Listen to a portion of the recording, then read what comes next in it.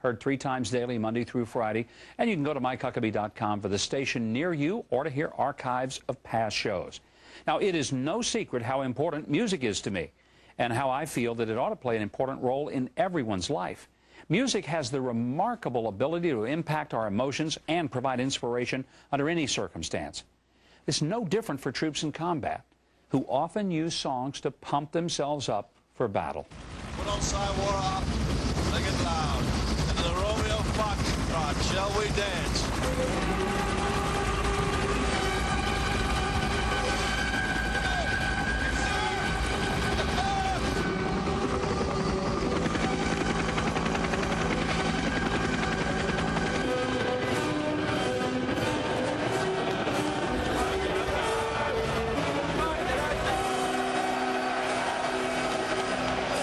Joining us now, Jon Pieslak, author of the book Sound Targets, American Soldiers and Music in the Iraq War, and Iraq War veteran, former specialist Colby Buzzell, who would listen to heavy metal music before a mission. Please welcome Jon and Colby. Good to have you guys here with me today. Jon, first of all, where did you get the idea of making a study of music as it relates to soldiers? Well, yeah, I was actually interested in rhythm and meter in heavy metal music in 2004. And I was working on an article about rhythm and meter in the music of a Swedish metal band called Meshuggah. And I stumbled across... That's an academic study? Yes, this was an academic study. I get paid for this. And so I came across a website. There was a fan website of the metal band Slayer. And it said that during the first Gulf War, 40% of Slayer's fan mail came from soldiers deployed to the Middle East. And that struck me as a really fascinating claim. And so I decided to investigate what soldiers were experiencing in this music, how the lyrics, the sounds were operating in their lives. And given the fact that we had the present war in Iraq, it gave me an opportunity to do so. Now, one of the songs that apparently is a very prominent one that soldiers have been listening to is this song by Eminem. We'll listen to just a little snippet.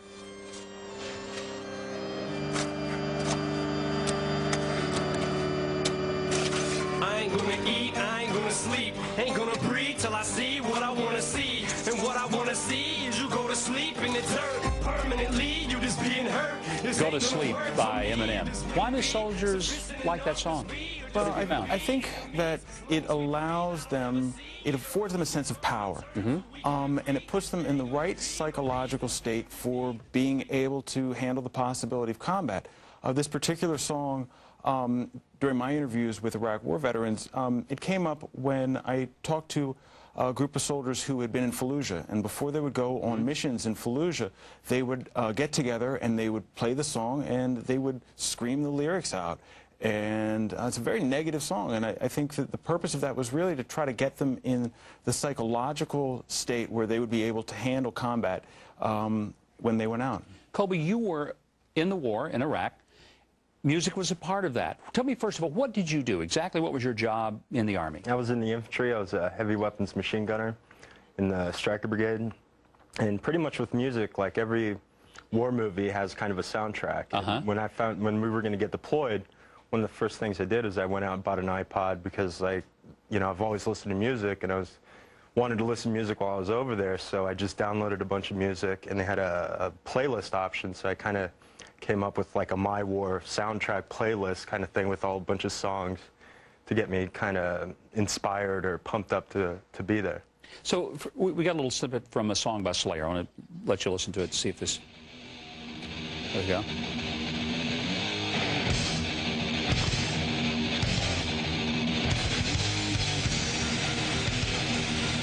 Now, Colby, is this the kind of music that would get you jazzed up when you... Yeah, I listen to Slayer religiously out there. I mean, they were like my Wagners, so I just like listened to them pretty much every day out there. Just for that setting, environment, Slayer just fit. Music obviously is an important part of getting our emotions. I mean, that's why it's in every movie. It's why it's in every television show. Music gets the football team or the basketball team revved up. I think sometimes we don't recognize that it's also a part of preparing that soldier for battle. And Jon, that's what you were learning, I guess, as you talk to these soldiers. Is there also sort of a come-down type of music that you're experiencing with these guys, too? Absolutely. I mean, I think music operates within the context of soldiers' lives during deployment in a variety of ways. I think, though it may operate in more powerful ways than we're regularly dealing with. I mean, nostalgia, relaxation, those are really important ways that music operates within their lives. Colby, let me ask you this. When you were, I mean, you saw things, you were a part of things that most of us pray we're never having to look at. Did music give you kind of an anesthetic to get you through that? Was that a part of getting you through the processes of war?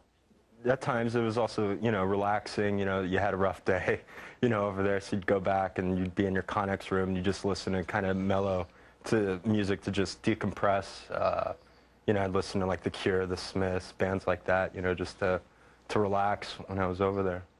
You know, a fascinating topic. I wish we could talk about it more. I personally am extremely interested in the impact of music in so many areas of lives. Jon, best of luck on the book. Thank you very much. Colby, I appreciate you, not just for being here, but more importantly, thank you for your service to this country and to guys like me. Without you, I don't have my freedom. Thank you. Thank you. Many of you want to send your kids off to college, but the average cost of a public four-year school is over $7,000, and private schools cost almost 4 times more. Coming up, we're going to speak to the president and a student of a school where undergrads can receive a great education without student loans and graduate debt-free. Do I have your attention? I thought so. We'll be right back.